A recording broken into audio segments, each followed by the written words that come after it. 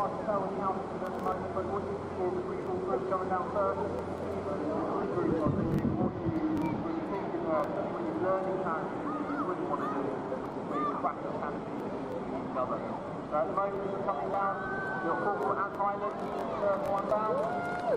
Doing a nice flare,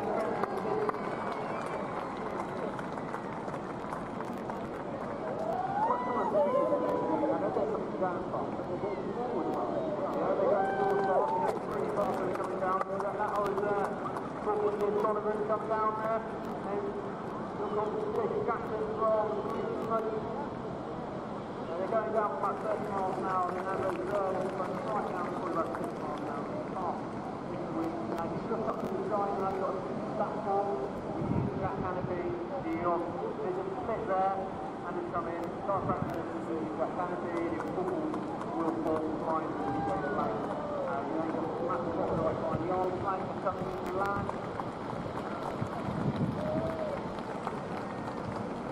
And the final three canopies coming around. The corporal will fall to his final turn. Over, and then finally start crank mirroring, glass little one.